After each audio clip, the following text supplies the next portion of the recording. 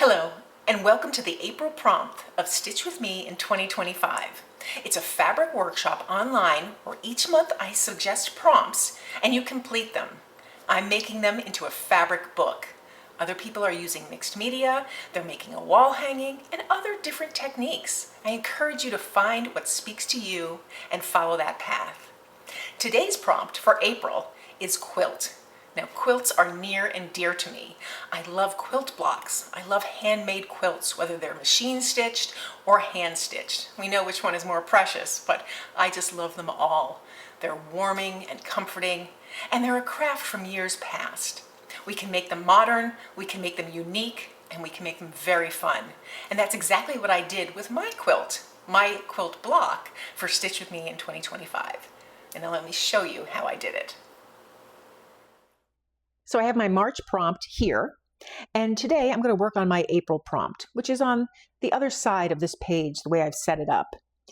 Now, the prompt is quilt, and I love quilts of all sorts. I love quilt blocks, I love finished quilts, I love partially finished quilts. And what I want to do is create my own quilt block. So I cut a piece of muslin here, which is going to be what I attach my patchwork to make my quilt block. And while I see the beauty in all types of quilts, for some reason, crazy quilting really speaks to me. So that's what I'm going to complete on this little piece here, and then eventually attach it right here, and then I'll have my label somewhere on my piece. The next thing I want to do is gather my fabrics. This is a fun project because not only do I use fabrics, but I use trims and other fun materials. But first I'll start with my fabrics. So here I have an assortment of fabrics that I'm going to use. These are the ones that I'm using in my book this entire year. I have my pattern fabric, and then some of the colors that have patterns themselves, as well as the cover fabric. I just want to incorporate this into this piece. So for the crazy quilting, I usually use my sewing machine, and I'll just complete these pieces, cutting them into various shapes and attaching them just haphazardly. You can do stripes, you can do blocks, you can do a combination. So I'll do that off camera and show you how it looks once it's completed. So I've stitched all those pieces, incorporating all those fabrics, and then this line here is where I attached it to that backing fabric, the one that I want to stitch into the book. So now I can just trim around it. I can use pinking shears or just my straight shears. So I'll just quickly cut it.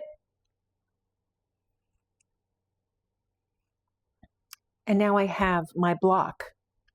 I'm going to take it to my page. I can stitch it down and then remove the outline stitches or just leave it in. So I'm just going to see how it goes. I'll attach it here. But before I do that, I want to just look at my trim. So here's some of the trim that I have. I have this beautiful eyelet lace. I think I'm going to use this. I have this beautiful red ribbon, some beaded lace here, or trim, cording, more trim, and I tried to coordinate the colors that I have in this piece. I also have this little piece that I saved from the selvage. Just thought those words were interesting. I might incorporate that as well. I have some pearls, a little embroidery patch, buttons, and just some little black beads. So I have a lot of fun things to work with here on my piece. So before I stitch this down, leaving space for the holes for binding the book, I want to play with this trim and just use it, maybe sticking just slightly off the edge, like that. I like how that looks because it's sticking out the side here. I can decide if I want to do something with that or leave it like that. And because it's the same color, I think I'm going to leave it like that. I might even use that tag over here somewhere. We'll see about that. But because I know I want this underneath this piece, I'll attach that and then stitch this down. So now that I have that all stitched down, I get to do the fun part, the embellishing. So what I want to do is just play around with my trims, and I like to start with the largest pieces first. So I can figure out if I want to incorporate this at all, or how I would do that. I can cut it up. I think I want to use this little embroidered piece that I salvaged from something, maybe right in the center. And this little trim, maybe like that. I'll put the quilt label here, and now I can play around with what I want to do with the other pieces. Maybe make that go right just up there. Oh, it's too linear. So this is the time where I just play around trying to figure out what I like on this piece. Kind of like that trim there. Maybe this just through this part. After I put down the larger elements, and then I can go in with stitches, with maybe buttons, and continue to play around with it. So I'll attach these, show you where I'm at, and then continue to build onto the piece. So I've stitched the trim, I added the quilt label, I added this little embroidered rose from the inside. You can see how it looks. And now I just want to have fun with it, adding more embellishments. I can add some pearls. That's an option. I'll think about that. I have this little cotton label. Not sure about that. Might save that for another project. But I have cording that I can stitch on, and I have beads. I'm going to start just right now with using some embroidery stitches. So I'll choose some of the colors that I have in my work here, and I'll start with this green. It's a beautiful color. And I'm just going to stitch a cross stitch all the way across one of these intersections of the lines. So I have the pen. I think I'll just do tiny cross stitches on this portion here. So I'll make these lines.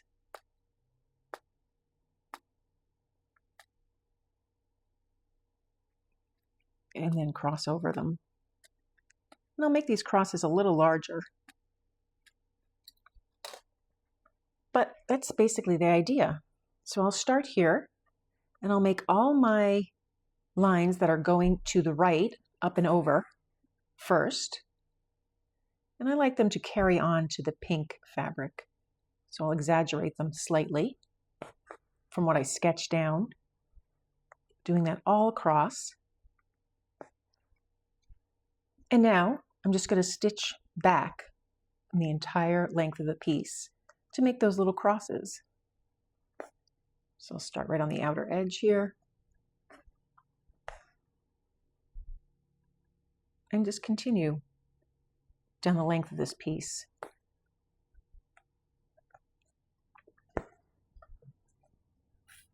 And so I have one row. I'll work on some of the other rows. I think I'm going to start here, and I'm just going to do a zigzag the length of the entire green edge. So now I'd like to embellish this little zigzag further. There are many things you can do. I'm going to make little dots in between each of them, just little stitches. They can be French knots, or I just take my thread, pull it through, wrap it around 2 or 3 times, keeping it taut, and then stitching through my fabric again. And so I'll do that the length of the piece. So now I'm going to take brown, and I'm just going to make little plus marks here, teeny little ones, just to balance out this part of the trim here. This is where you can get carried away, really going to town with it. So I'll add some pluses here, and then do a little more embellishing and show you the completed results. So there, I've gone to town. I've added some French knots, the little stitches there. I embellished further all the little seams. I kind of like that look. I added in a heart, that seems to be my signature in this book, and just some beads here. I like the way that came out. It's a cute crazy quilt block. I'm quite pleased with it. So I'm done with this prompt. The next thing I need to do is stitch the pages together so that I have just this page showing. Punch the holes and add the grommets just like I did in the video that I'll link below, showing you how I did that on the first page. I can add additional things if I want, but I really like the way this stands out as a quilt block.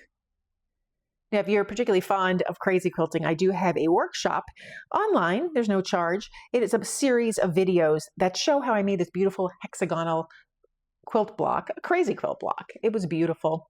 Many people did their own variations. I'll link that below as well. So that's the April prompt for Stitch With Me in 2025. I love crazy quilting. I love all sorts of quilting, but the crazy quilting speaks to me. It's fun to use up different scraps and pull in different media, beads, buttons, all sorts of things. I'd love for you to create the prompt and post your work in our Facebook group. All links to previous videos as well as the Facebook group can be found below. Thanks for joining me today. If you found this video helpful, please give it a thumbs up and be sure to subscribe.